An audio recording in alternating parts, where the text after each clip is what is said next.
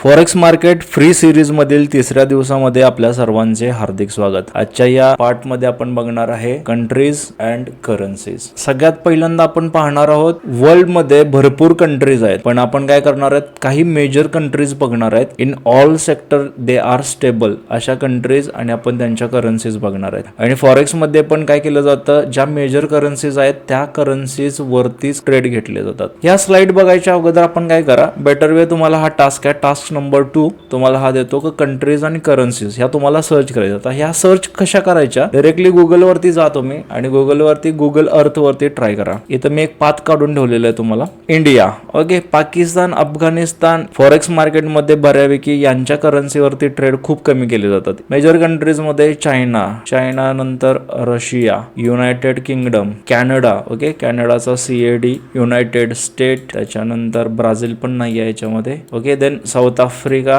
अरब, then New Zealand, Australia, okay, जपान। तर हे जे काय आहेत हे मेजर कंट्रीज आहेत, त्यांच्या करन्सी कोणकोणत्या आहेत त्या आपण आता चेक करू। Okay, the first one, okay, आता रँकिंग मध्ये सगळ्यात टॉपला कोण असेल तर युनायटेड स्टेट ऑफ अमेरिका। जशी भारताची करन्सी काय आहे रुपया, तशी युनायटेड स्टेट ऑफ अमेरिकेची करन्सी आहे डॉलर। USD इंडिकेट काय करतं युनायटेड स्टेट आणि हा D इंडिकेट करतो डॉलर। USD हा शॉर्ट फॉर्म, कोण नाही विचारणार तुम्हाला की युनायटेड स्टेट ऑफ अमेरिकेचा काय आहे। USD हा शॉर्ट फॉर्मच तुम्हाला पुढे येणार आहे, त्यामुळे हा सगळ्यांनी काय करा प्रॉपर वेनी प्रॅक्टिस करा। हे छोटे शॉर्ट फॉर्म जे आहेत। युरोपचा काय झाला युरोपियन युरो आणि हा इंडिकेट काय केला जातो शॉर्ट फॉर्म मध्ये EUR। नेक्स्ट इट इज जपानचा काय झाला it is a Japanese yen JPY। Then Great ब्रिटनचा काय राहिला स्टर्लिंग पाऊंड आला GBP। नेक्स्ट कॅनडाचा काय झाला कॅनेडियन डॉलर आणि हा इंडिकेट केला जातो CAD। देन स्विस फ्रान्सचा CHF। देन न्यूझीलंडचा डॉलर आणि हा काय केला जातो इंडिकेट NZD शॉर्ट फॉर्म मध्ये। Next one that is the ऑस्ट्रेलियाचा काय होतो Australian dollar AUD।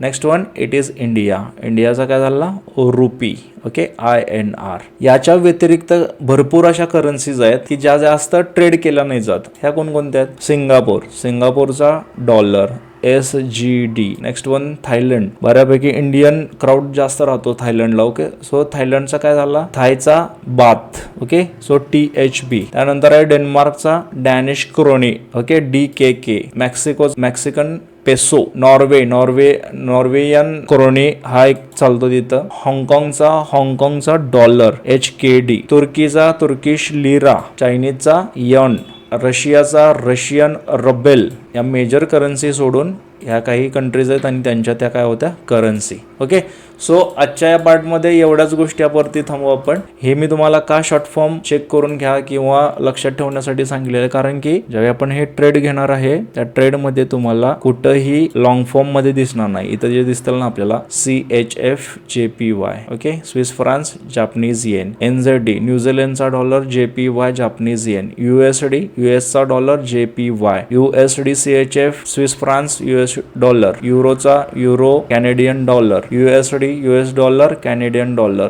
Euro JPY euro Japanese yen. तुम्हाला हे सगळे शॉर्ट फॉर्म मध्येच सगळे येणार आहेत, त्यामुळे ह्या करन्सी तुम्हाला लक्षात आल्या पाहिजे। CAD म्हणून जर कोणी विचारलं अरे काही वेळा काय केलं जातं ह्याचा पण शॉर्ट फॉर्म वापरला जातोय की GJ मध्ये काय चाललंय बघा रे। GJ म्हणजे काय it is a GBP JPY। ह्या दोघांना मिळून काय केलं जातं it is called as a pair. आपण नेक्स्ट व्हिडिओमध्ये हे बघणार आहे पेअर म्हणजे काय असतं।